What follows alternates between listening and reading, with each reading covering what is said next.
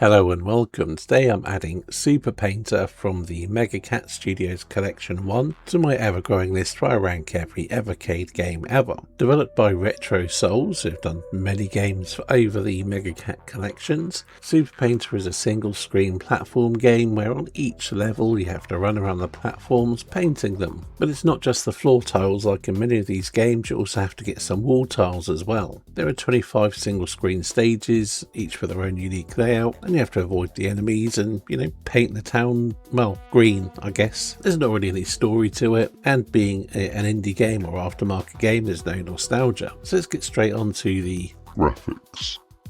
Well, it's bright, colourful and everything is easy enough to read, but I wouldn't call it a good looking game. It is merely functional at best. It's not the most appealing looking thing, and I think as far as Retro Souls games go, this is probably their weakest looking game overall. But there is visual clarity to it, which really does help you track what's going on, so that's fine.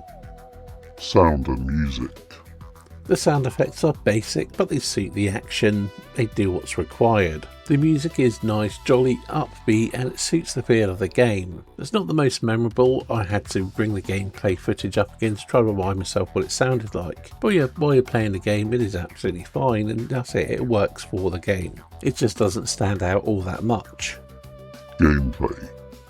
I've already explained the basic gameplay loop, and it's very straightforward. Run around the levels, avoid the enemies, and paint the tiles as you go, and then get to the exit.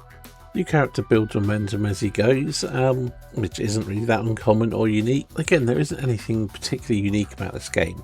It's absolutely fine for what it is, but I think compared to other Retro Souls games, it's their least interesting. Unlike most of their games, it's not overly long. Some of the levels can be a little bit challenging for a moment as you work out how to avoid the enemies and navigate the levels to paint everything, but I really can't think of much else to say. Beyond that, I've noticed something, and a boy and his dog mentioned it when he reviewed the game. And that is, it seems to control better and be more responsive, that is, on the Evercade EXP and the handhelds rather than does the Evercade VS. It might be a perception thing, the smaller screen and what have you, but yeah, I genuinely find it plays better on the handheld. It doesn't really make a lot of sense, and I don't know if there's an actual thing to it. Maybe it's the way the emulation's done, I don't know, but it certainly feels more at home on the handheld. Overall opinion. Super Painter is a perfectly fun, likeable game. It's quite charming in its basicness. It's not trying to do anything revolutionary, but what it does well enough, for whatever that's worth to you. I like it well enough, but after playing through it the once, I've never felt any real urge to come back to it, and I've only done it to get footage for this video. And it is probably my least favourite of the Retro Souls games that I've played so far. But again, it's not bad, it's just average and short.